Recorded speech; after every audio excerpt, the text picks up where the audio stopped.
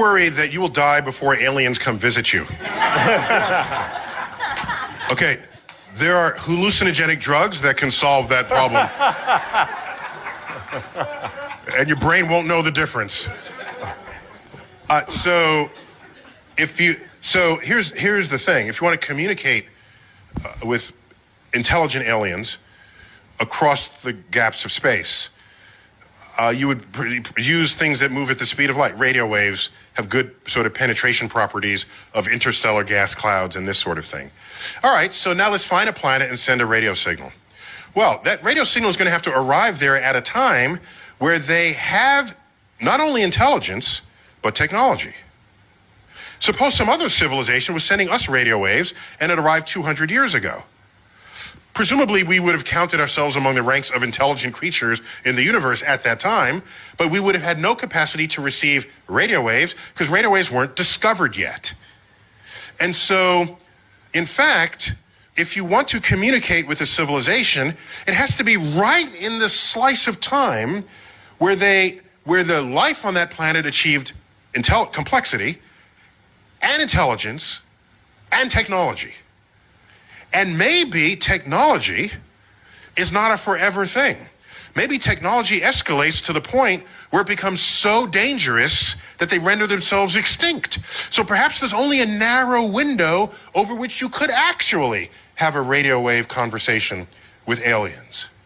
So I think the only hope, really, is that we get visited by highly intelligent aliens that figured out a way to cross the gaps of space-time, but thereby not being limited by the speed of light as a speed limit of the universe. As we say, speed of light is not just a good idea, it's the law.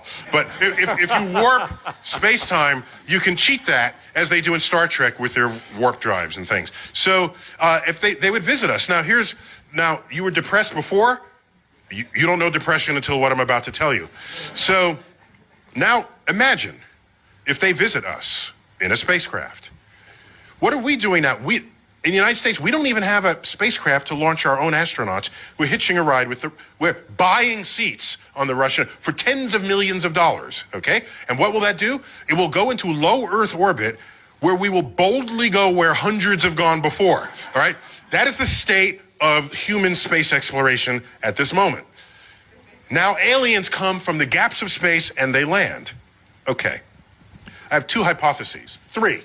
One of them is they have already landed, but they accidentally arrived during Comic-Con. And no one could distinguish them from any other costumes that were being worn. And then they left because no one cared that they came.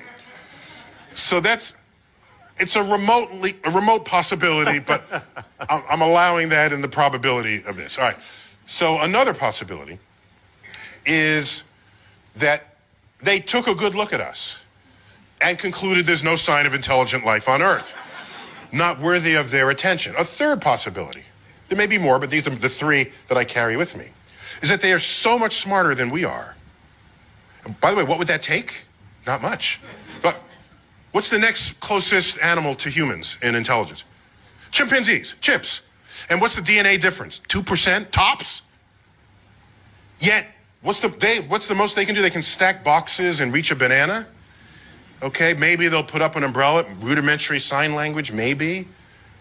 Our toddlers do that. Our toddlers. So here's only a 2% difference in DNA, and the chimp is stacking boxes, but we have poetry and music and the Hubble telescope. So our hubris ends up saying, what a difference that 2% makes. What a difference that makes. Maybe that difference is just as small as the 2%. Maybe the difference between the Hubble telescope and stacking boxes is as small as the 2% indicates. Because now consider some other species, 2% beyond us, just as we are 2% beyond the chimp.